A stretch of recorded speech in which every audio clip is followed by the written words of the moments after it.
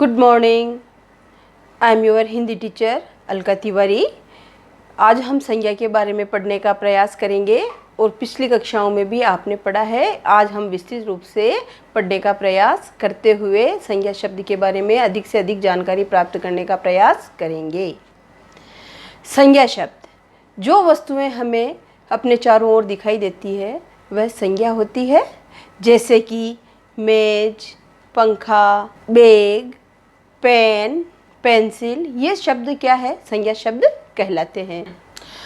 जो शब्द किसी व्यक्ति, जाति, गुण, धर्म, भाव, अवयव शब्दों से हमें बोध होता है वह संज्ञा शब्द कहलाते हैं।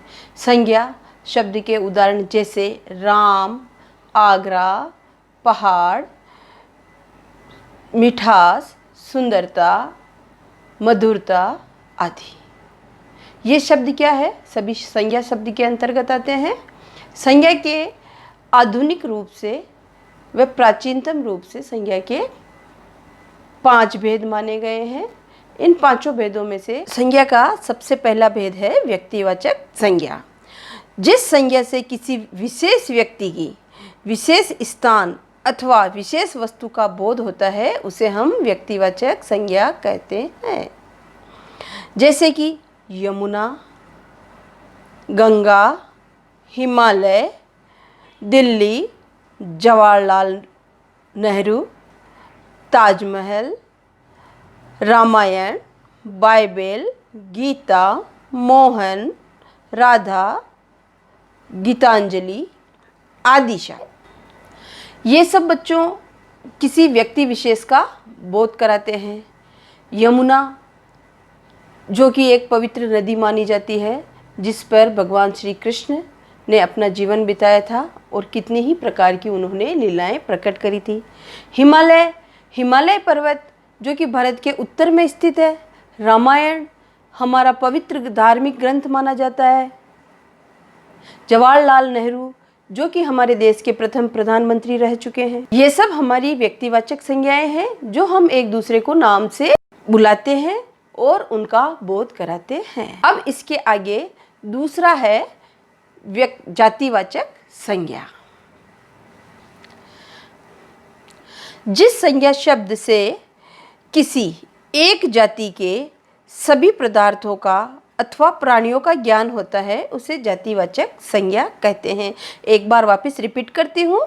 जिस संज्ञा शब्द से किसी एक ही जाति के पदार्थों का और एक ही प्रकार की जाति का बोध होता है उसे हम जातिवाचक संज्ञा कहते हैं। जैसे बालिका, मोर, घोड़ा, पुस्तक, महिला, व्यक्ति, पशु, पक्षी, कक्षा, नदी, पर्वत इत्यादि। बोलो। जिस प्रकार नदियों के रूप में आता है गंगा, यमुना, ब्रह्मपुत्र, सरस्वती, कावेरी, नर्मदा, ये सब क्या है? एक जाति विशेष का बोध। ये सब नदियाँ एक जाति विशेष का बोध कराती है, तो ये नदी की श्रेणियों में आती है। पर्वत की श्रेणियों में हिमालय, अरावली पर्वतमाला, विंध्याचल, सतपुड़ा, ये सब पर्वत श्रेणियाँ क्या है कि एक पर्वत जाति का बोध कराती है, तो ये पर्वत के रूप में आती है। और पशु और पक्षी जैसे मोर, तोता, कौवा, कबूतर, ये सब क्या है? एक पक्षी की प्रजाति में आते हैं, तो ये जातिवाचक संज्ञा का बोध कराते हैं। इसी प्रकार बच्चों, इसी प्रकार से आपको समझ में आया होगा कि विभिन्न जातियों का एक समूह होता है तो वो हमें जातिवाचक संज्ञा का बोध कराता है। अब अपना तीसरा टॉपिक है भाववाचक संज्ञा।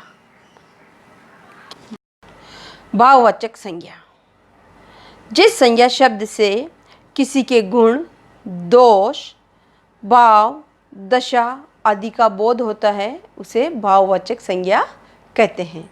जैसे मधुरता, सत्य, कोमलता, मिठास, सुंदरता,